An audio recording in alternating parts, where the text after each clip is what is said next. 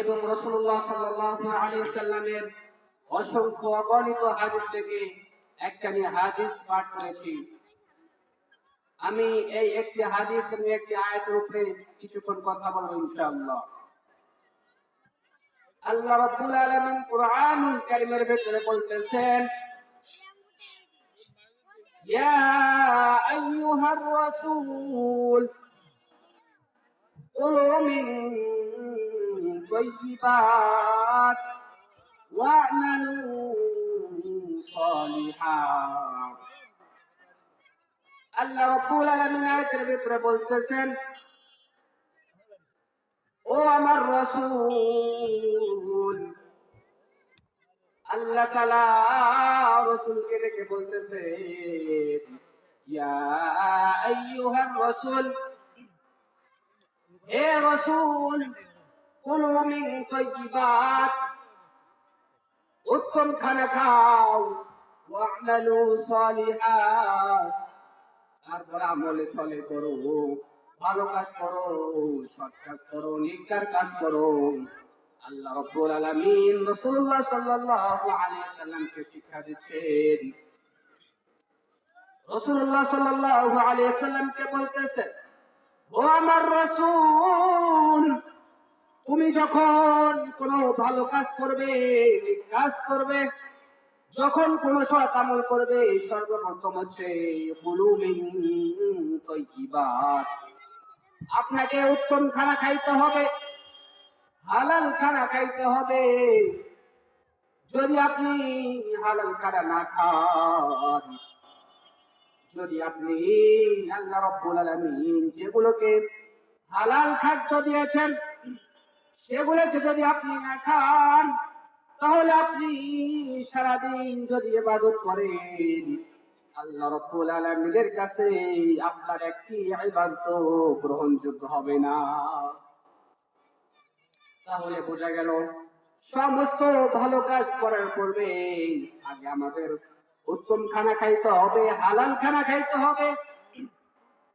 যদি আমরা হালাল খানা না খেয়ে যদি আমরা আল্লাহ তাআলার ইবাদত করি, তাহলে এটা সারাদিন ইবাদত করলে কোনো গ্রহণযোগ্য হবে না। আর যে ব্যক্তি হালাল খানা খেয়ে আল্লাহ তাআলার ইবাদত করে, আল্লাহ তাআলা তার আমলটাকে অনেক গ্রহণযোগ্য মনে করেন এবং সে ব্যক্তি আল্লাহ তাআলার কাছে যে দোয়া করে, আল্লাহ রাব্বুল আলামিন তার দোয়াখানিকে সঙ্গে সঙ্গে কবুল করে নেয়। এবার আল্লাহ রাব্বুল আলামিন সমস্ত মানুষদেরকে জানিয়ে দিচ্ছেন কোন কোন খাদ্যগুলো হালাল, কোন কোন খাদ্য খাইতে হবে। আল্লাহ রাব্বুল আলামিন কুরআনুল কারীমের সূরাতুল মাইদার ৭ নম্বর আয়াতের ভিতরে জানিয়ে দিচ্ছেন, হুররিমাত আলাইকুমুল মাইতাতু ওয়াদ-দামু ওয়া লাহমুল খিনজির ওয়া মা উহিল্লা বিহি লিগায়রিল্লাহ ওয়াল মুনখানিকাতু ওয়াল মাওকুযাতু ওয়াল মুতারাদ্দিয়াতু ওয়ান নাতিহাতু وما أكل السبع إلا ما ذكيتم। আল্লাহ রাব্বুল আলামিন রাসূলুল্লাহ সাল্লাল্লাহু আলাইহি সাল্লামকে বলে দিচ্ছেন, ও আমার রাসূল, তোমাদেরকে হালাল করা হলো এই সমস্ত খাদ্যগুলো, তোমরা এই সমস্ত খাদ্য ব্যতীত যেগুলো খাদ্য রয়েছে সেই সমস্ত খাদ্য তোমাদের জন্য আমি রাব্বুল আলামিন হালাল করে দিলাম। আল্লাহ রাব্বুল আলামিন বলতেছেন, হুররিমাত আলাইকুমুল মাইতাতু ওয়াদ-দামু ওয়া লাহমুল খিনজির, আমি তোমাদের জন্য মৃত্যু প্রাণীকে হারাম করে দিলাম এবং তোমাদের জন্য রক্তকে হারাম করে দিলাম। ওয়াদ-দামু ওয়া লাহমুল খিনজির, এবং আমি শুকরের বস্তুকে তোমাদের জন্য হারাম করে দিলাম। ওয়ামা উহিল্লা বিহি লিগায়রিল্লাহ, আর ওই সমস্ত প্রাণী তোমাদের জন্য হারাম যে সমস্ত প্রাণী আল্লাহ তাআলার নাম ব্যতীত অন্য কোন গায়রুল্লাহর নামে জপ করা হয়, সেই সমস্ত প্রাণী তোমাদের জন্য হারাম। তাহলে এইবার বলুন, যেই সমস্ত প্রাণীদেরকে আমরা অন্য কারো নামে জবাই করি এবং সেগুলো যদি আমাদেরকে খাওয়ানো হয়, তাহলে আপনারাই বলুন সেগুলোকে হালাল হবে নাকি হারাম? অবশ্যই হারাম, কথা বলুন ঠিক কিনা? আজকাল আমাদের মুসলমানদেরকে দেখা যাচ্ছে যে, বাংলাদেশের অনেক মুসলমানদেরকে দেখা যাচ্ছে তারা হিন্দু কোন ফ্রেন্ডের বাড়িতে যায়, যাওয়ার পর হিন্দু ফ্রেন্ডরা তাদের দাওয়াত দেয়, দিয়ে তাদেরকে নিয়ে যে গায়রুল্লাহর নামে ছাগল জব করে তাদেরকে খাওয়ানো হয়। কথা বলুন ঠিক কিনা? আজ আমাদের মুসলমানদের ঈমান এইভাবে নষ্ট হচ্ছে। একজন হিন্দু ভাই একজন মুসলমান ভাইদেরকে বিয়ার ইনভাইট করার পর তাকে ডেকে নিয়ে যায়, নিয়ে যাওয়ার পর তাকে খাসির মাংস দিয়ে পেট ভরে ভাত খাওয়ায়। এবার বলুন তো, যে খাসিটা জবাই করেছে, সেই খাসিটা কি আল্লাহ তাআলার নামে জবাই হয়েছে নাকি কোন গায়রুল্লাহর নামে, কোন প্রতিমার নামে জবাই হয়েছে? যদি কোন প্রতিমার নামে, কোন অন্য কোন মাবুদের নামে, অন্য কোন বাবার নামে, কোন মাজারের নামে, কোন পীর সাহেবের নামে যদি কোন প্রাণীকে জবাই করে খাওয়ানো হয়, আল্লাহ রাব্বুল আলামিন বলতেছেন এই সমস্ত প্রাণী খাওয়া আমি রাব্বুল আলামিন তোমাদের জন্য হারাম করে দিলাম। খাওয়া যাবে না এই সমস্ত প্রাণী, আল্লাহ তাআলার আদেশ। আল্লাহ রাব্বুল আলামিন পরের আয়াতের ভিতরে বলেন, ওয়াল মুনখানিকাতু ওয়াল মাওকুযাতু ওয়াল মুতারাদ্দিয়াতু ওয়ান নাতিহাতু। আল্লাহ রাব্বুল আলামিন এখানে চারটি বিষয় বলেছেন। ওয়াল মুনখানিকাতু ওয়াল মাওকুযাতু, কোন প্রাণী যদি আর শ্বাসরোধে মারা যায়, এই সমস্ত প্রাণী খাওয়া যাবে না। এবং কোন প্রাণী যদি কোন প্রাণীর আঘাতের কারণে মারানো যায়, এই সমস্ত প্রাণী খাওয়া যাবে না। তাহলে কোন প্রাণীগুলোকে খাওয়া যাবে? আল্লাহ রাব্বুল আলামিন বলেন, তোমরা যে সমস্ত প্রাণীগুলোকে জবাই করতে পেরেছো, ওই সমস্ত প্রাণী আমি রাব্বুল আলামিন তোমাদের জন্য খাওয়া হালাল করে দিলাম।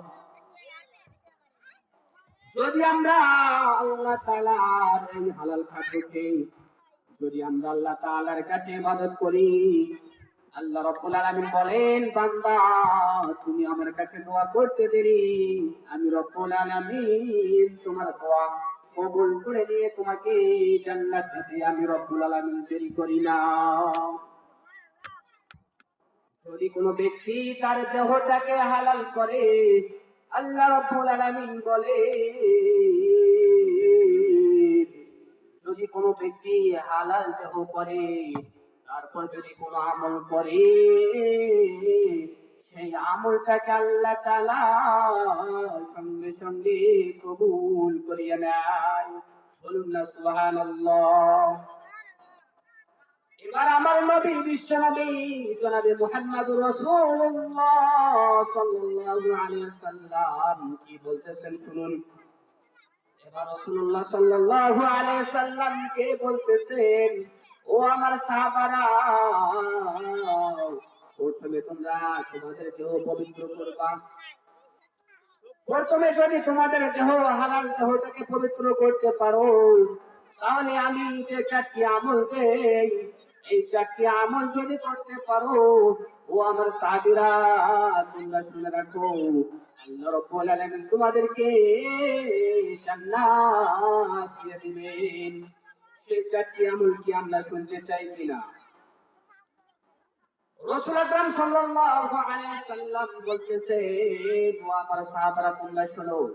রাসূল আকরাম সাল্লাল্লাহু আলাইহি সাল্লাম বলেন, ইয়া আইয়ুহার রাসূল আফসুস সালাম ওয়া আতিউত তুআম ওয়াসিলুল আরহাম সাল্লু বিল লাইলি ওয়ান নাসু নিআম تدخل الجنة بسلام বান্দা তোমরা যদি এই চারটি আমল করতে পারো তাদখুলুল জান্নাতা বিসালাম, আমি রব্বুল আলামিন কথা দিলাম তোমাদেরকে জান্নাতে দিয়ে দিব। বলুন সুবহানাল্লাহ। সর্বপ্রথম শর্ত হচ্ছে কি আফসুস সালাম, লোকদেরকে বেশি বেশি করে সালামের প্রচার প্রসার করা। এটা কার কথা? রাসূল আকরাম সাল্লাল্লাহু আলাইহি ওয়াসাল্লামের বাণী। রাসূল আকরাম সাল্লাল্লাহু আলাইহি ওয়াসাল্লাম বলতেছেন, ইয়া আইয়ুহান নাস, হে মানুষ সকল, আফসুস সালাম, তোমরা সালামের প্রচার প্রসার করো। এক মুসলমান ভাই ওর অন্য মুসলমান ভাইদেরকে সালাম দাও। এক ছোট ভাইকে বড় ছোট ভাই সালাম দাও। এক মুসলমান অন্য মুসলমানকে সালাম দাও। তোমরা যদি সালামের প্রসার প্রসার করতে পারো, রাসূল আকরাম সাল্লাল্লাহু আলাইহি ওয়াসাল্লাম বলেন, তাদখুলুল জান্নাতা বিসালাম, আমি রব্বুল আলামিন তোমাদের জান্নাত দিয়ে দেব। তাহলে আমাদের সর্বপ্রথম কি করতে হবে? সালামের প্রসার প্রসার বেশি বেশি করে করতে হবে। যদি আমরা সালামের প্রচার প্রসার করতে না পারি, যদি আমাদের ভেতরে পড়াই আসে, অহংকার আসে, আমরা বড় হয়ে ছোটদেরকে কেন সালাম দেব?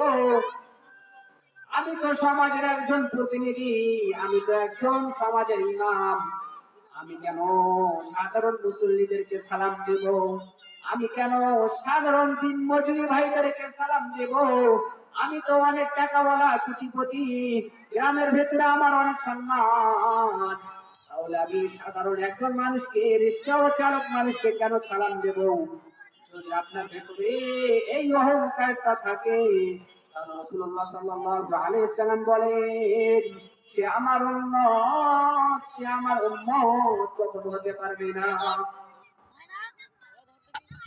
যদি আমরা সালামের প্রচার প্রসার করি, সালামের ভেতরে এমন কিছু শব্দ রয়েছে, যদি আমরা এক মুসলমান ভাই অন্য মুসলমান ভাইদেরকে সালাম দেই, আসসালামু আলাইকুম ওয়া রাহমাতুল্লাহ, এর অর্থ হচ্ছে তোমার জন্য শান্তি বর্ষিত হোক। যদি আমরা এক মুসলমান ভাই অন্য মুসলমান ভাইদেরকে সালাম দিতে পারি, মত বিনিময় করতে পারি, মত বিনিময় করার কারণে আমাদের সম্পর্ক আরো দীর্ঘ হবে। সম্পর্ক দীর্ঘ হওয়ার কারণে আমাদের আমলগুলো আল্লাহ তাআলার কাছে কবুল হবে। আর আমাদের আমলগুলো যদি আল্লাহ তাআলার দরবারে কবুল হয়ে যায়, তবে বলুন দুনিয়ার এমন কোন শক্তি আছে কিনা আমাদেরকে জান্নাত থেকে ঠেকাতে পারবে কিনা? যদি আমার আমলগুলোকে আল্লাহ রাব্বুল আলামিন একবার কবুল করে নেয়, তাহলে তার মতো সফল কামিয়াব ব্যক্তি হতে পারে না। তো দ্বিতীয় নম্বর ব্যক্তি রাসূলুল্লাহ সাল্লাল্লাহু আলাইহি ওয়াসাল্লাম বলতেছেন,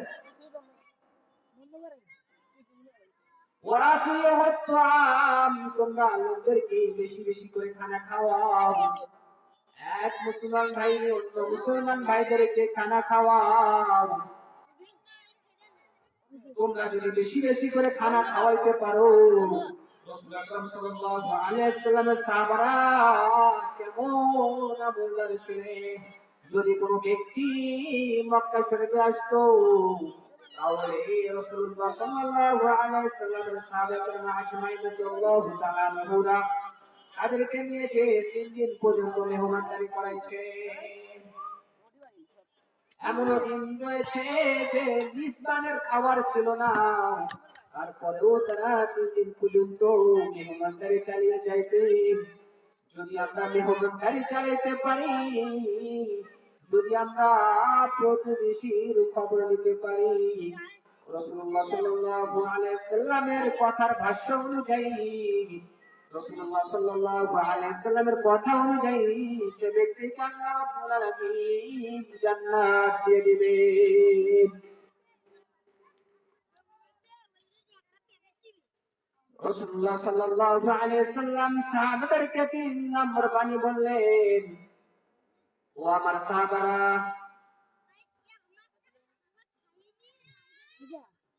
ইয়া আইয়ুহার রাসূল ওয়াফশু সালাম ওয়া আতিউ আত-তাআম, সাল্লু বিল-লাইলি ওয়ান-নাসি নিয়াম। রাসূলুল্লাহ সাল্লাল্লাহু আলাইহি ওয়াসাল্লাম বললেন, ও আমার সাহাবারা, তোমরা যখন রাত গভীর হয়ে যায়, তোমরা আমার দরবারে সাল্লু বিল-লাইলি ওয়ান-নাসি নিয়াম, রাতে উঠে তাহাজ্জুদের নামাজ পড়ো, তাহাজ্জুদ নামাজ আদায় করো। যদি তাহাজ্জুদের ভেতরে আমার কাছে তোমরা যে দোয়া করো, আমি রব্বুল আলামিন